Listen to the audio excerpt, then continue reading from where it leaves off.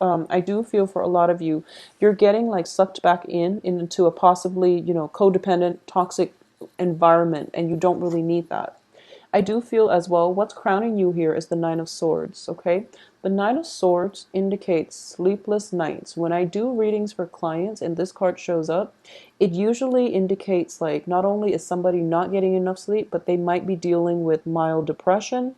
It could be seasonal depression. It could just be full-blown depression. And interestingly, the this what the fall equinox is coming as well. For those of you suffering from seasonal depression, I do feel with the Wheel of Fortune, it's also a situation where it's like cyclical. The seasons change, the phases of the moons change, the rotation of the earth shifts.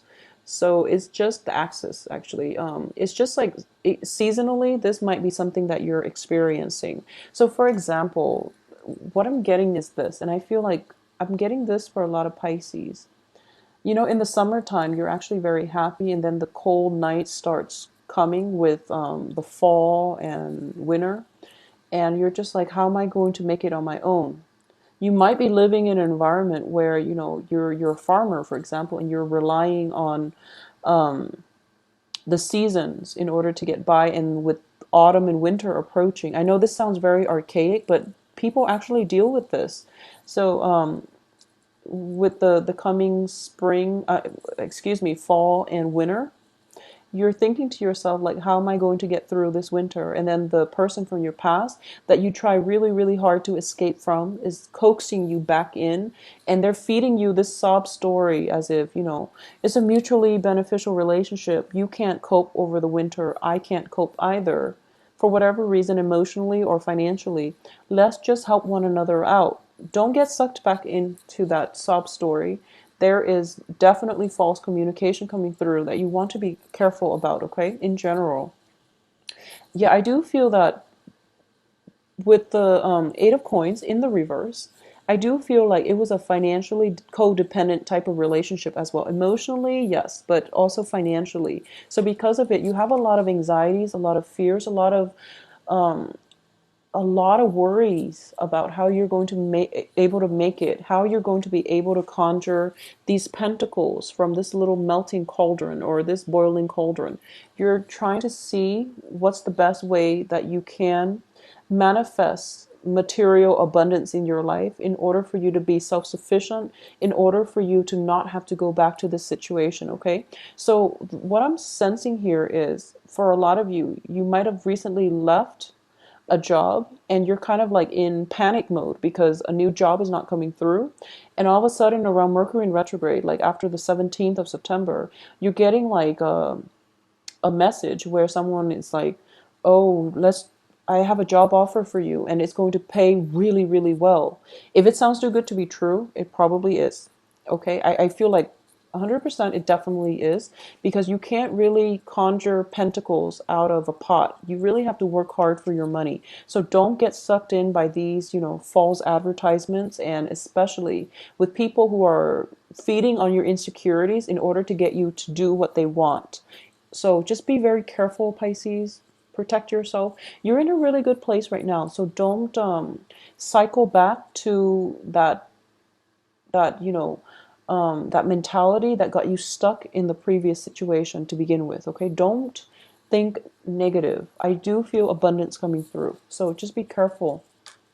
In terms of your advice here, we do have the Hangman in the reverse position. So I'm going to pull out the rest of this side in order to see what's coming through. Three of Cups, Nine of Coins, Six of Cups reverse, Page of Coins, and the Tower in the reverse position. Okay, so the advice here is this period of limbo where you're kind of like, okay, so what I'm sensing here is I keep emphasizing the fact that the message that was coming through is you're in a safe place. Nothing can go wrong. Okay, so make a decision is what I'm getting here with the Hangman in the reverse position. I do feel that there has been a massive paradigm shift for a lot of you.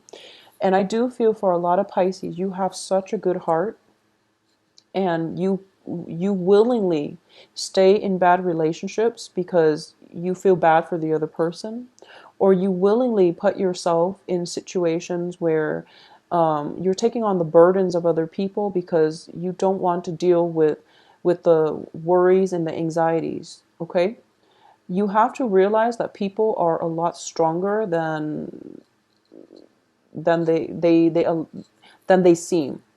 You have to also detach yourself and know that don't play martyr is basically what I'm sensing. People can take care of themselves, but in the process of you trying to take care of everything, you're enabling them, first of all. And additionally, there is no honor in martyrdom. Honestly, I do feel that when it comes to people and their life lessons, you really need to extract yourself from other people and their problems, because people have to learn their lessons on their own. Okay, so that's what you've been doing in the past, and I do feel there is definitely a shift in the way that you are conducting yourself in the future, especially when it pertains to like relationships or toxic environments. You're first of all not going to fall victim, and you're not going to put yourself in toxic environment or codependent relationships. Additionally, you're going to heed the warning signs. When those red flags show up, you're going to be out of there. So you're not going to get yourself emotionally too invested where you can't really extract yourself, or you lose your sense of perspective. So a lot of you are in a really good mind space right now. So nothing is going to go wrong. Don't get sucked back in the past. We have Six of Cups reverse, which is indicative of the blast from the past. And possibly, there might be a health scare with the person from the past. They're reaching out to you. It's not your problem. Don't don't get sucked in. Okay, you're in a good place right now. And additionally, I do feel for a lot of you, financial worries and financial assets, financial entanglements are why you can't really move on. Okay, and I do sense that you're in a safe place, yes, but you're thinking or you're tempted about moving back, mainly because financially you're lacking that foundation. So financial gains are definitely coming in. You're starting a new project, you're starting new jobs, there is new employment opportunities coming through for you. And even if it's Mercury in retrograde, and you know that, oh, don't take a job during Mercury in retrograde. If you're in dire strait financially, you have to take that job. So don't put your life on hold on account of fears, okay? So even as I'm telling you, Mercury in retrograde, if you take a job, is not a good idea. If you need a job and if you need that financial, cushion in order to get you through the next month, the next 2 weeks, just take it. Just keep in mind that it might be temporary. And, if you want to, you can stay there long term. I do feel that for a lot of people taking jobs in Mercury in retrograde, they tend to be underemployed, or the terms of the contract was never clearly explained, and they face a lot of frustration. But a lot of frustration on a work front is still better than, being in like being strapped for cash and not taking this job offer, mainly because you don't want to have to change residence, or change a new job environment. So prioritize, know what's really important. If you need the money in order to take care of yourself, in order to sustain the new haven that you've worked really hard to create, the money comes first. Okay, so just take that job if you need to. There's no worries about this. I do feel you are going to be protected, so don't worry. The only thing I'm sensing here is, that paradigm shift was the only thing, honestly, keeping you from enjoying your life. So the paradigm shift has already happened. So there's only forward movement from now. So you don't really have to worry about anything. In terms of your external environment, we have the Three of Cups, which indicates to me celebration.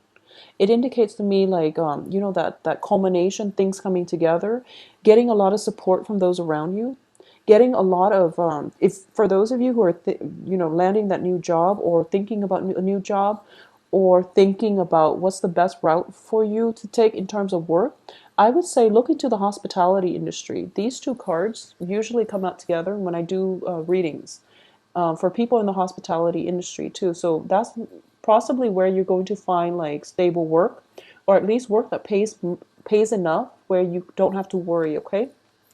But either way, there is a very nice celebratory energy surrounding you.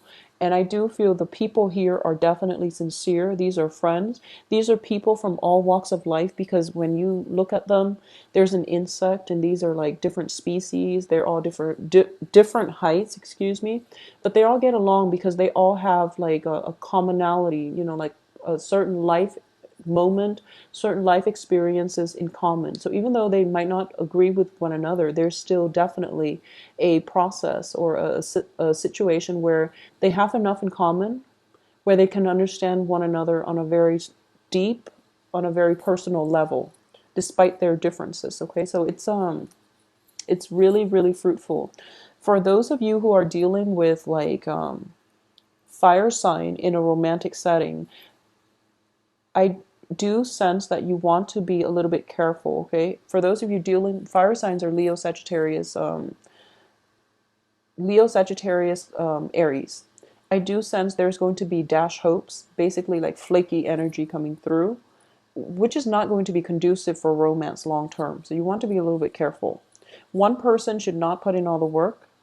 And if something sounds too good to be true, it probably is. You want to be careful about wearing those rose-colored glasses and approaching life in a very, you know, naive, but also like too open-hearted of a way. Okay. And I know that sounds bad, but you want to be realistic here.